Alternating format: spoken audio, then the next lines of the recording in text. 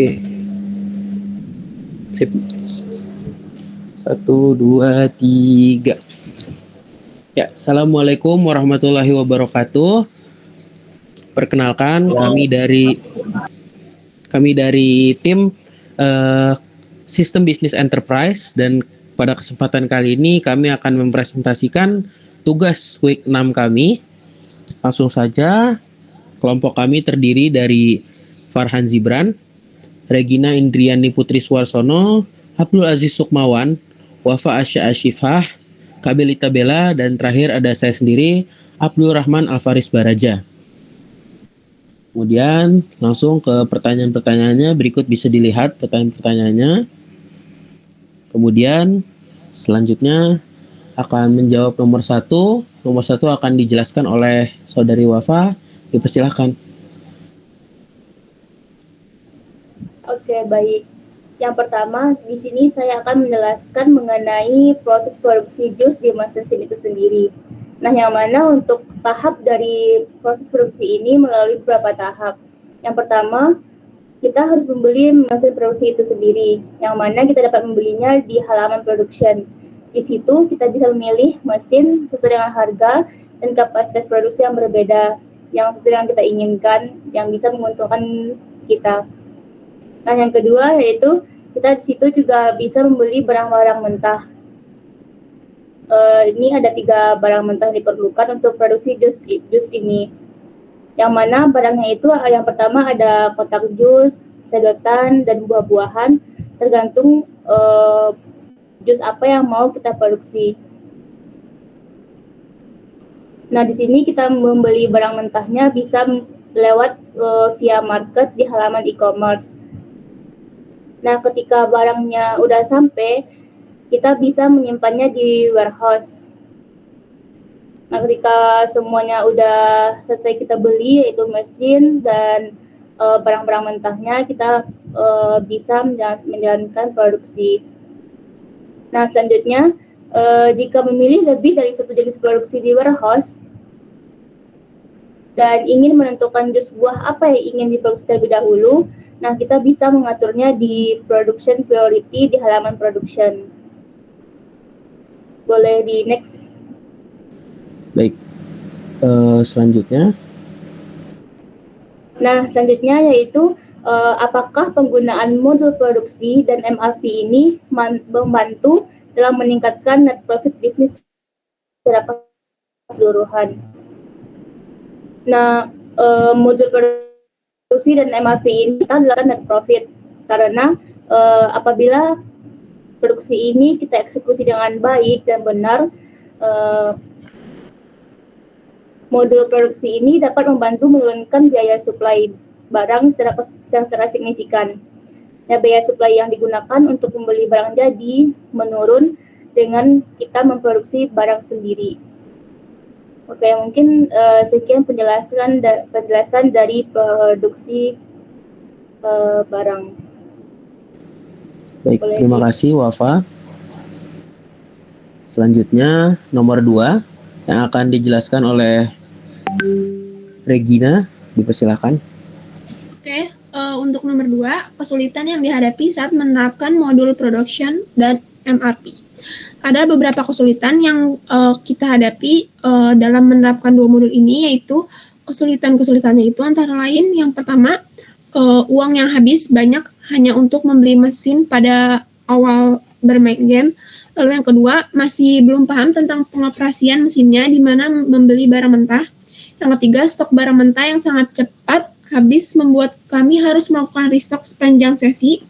Yang keempat, barang mentah yang tak kunjung sampai karena membeli dari penjual yang memiliki bintang rendah di web market. Akhirnya, di sekitar pertengahan sesi, kami memutuskan untuk membuang atau dispose mesinnya.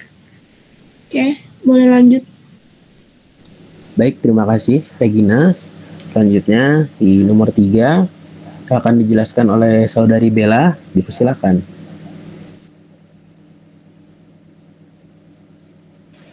Baik, ini adalah proses dari manufaktur produk Fitters Makers merujuk materi minggu 6. Boleh diperhatikan, boleh dilihat, ini ada gambar contohnya dan saya akan membacakan sedikit dari penjelasannya.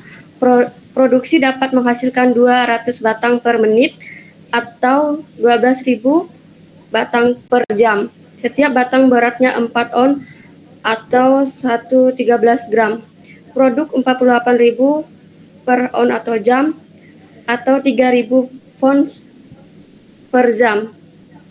Seluruh lini produksi beroperasi pada satu shift sehari. Boleh di next.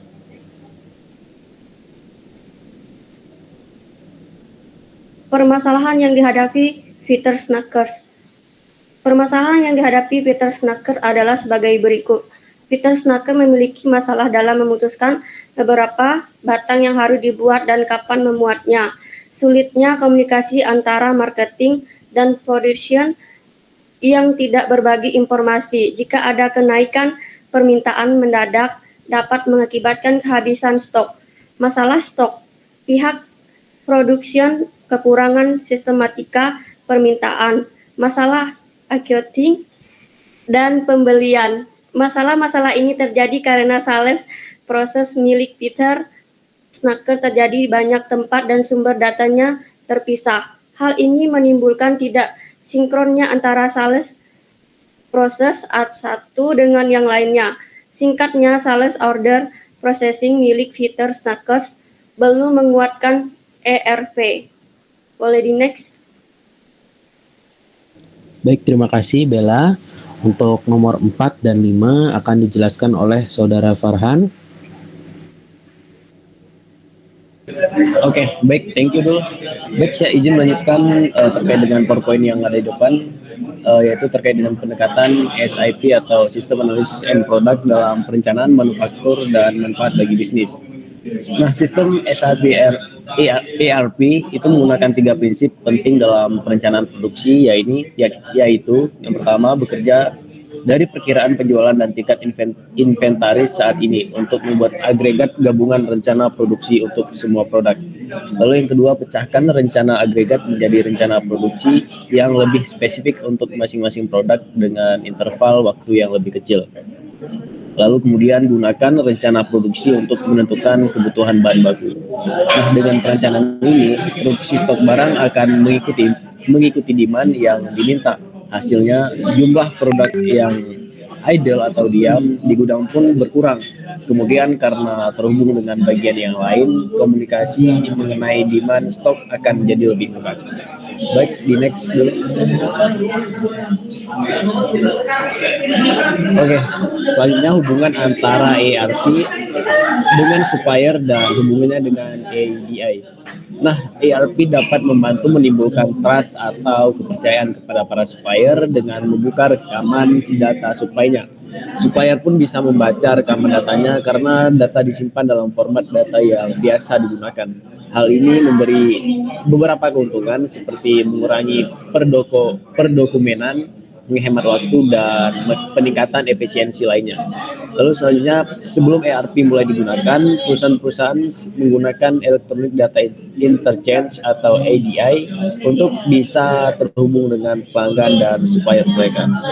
Oke, mungkin sekian penjelasan dari PowerPoint nomor 4 dan 5. Boleh silakan selanjutnya dulu. Oke, terima kasih Farhan Zibran. Kemudian nomor 6, nomor terakhir akan dijelaskan oleh Saudara Abdul Aziz Sukmawan. Silakan dipersilakan. Oke, jadi di soal nomor 6 itu jadi persamaan dan perbedaan proses produksi barang jadi di Monsoon Sim dengan SAP. Nah, persamaannya itu adalah persamaan proses produksi di Monsoon Sim dan SAP, yakni sama-sama mengenal sistem MRP, terus kedua sama-sama memakai konsep bill of material atau BOM dalam sistem MRP, terus sama-sama bisa memproduksi based on demand berdasarkan demand atau permintaan. Nah, sementara perbedaan proses di produksi di Monsoon Sim dan SAP, yakni di Monsoon Sim cara kita mendapatkan barang mentah adalah dengan membelinya dari internet, dan di kehidupan nyata kita bisa menjadi pelanggan mentah dari suatu perusahaan. nomor 6. Oke, lanjut. Baik, terima kasih Saudara Abdul Aziz. Kemudian dengan dijawabnya soal nomor 6 sudah selesai juga sesi presentasi kami. Mungkin itu saja yang bisa kami sampaikan. Kurang lebihnya mohon maaf. Assalamualaikum warahmatullahi wabarakatuh. Waalaikumsalam.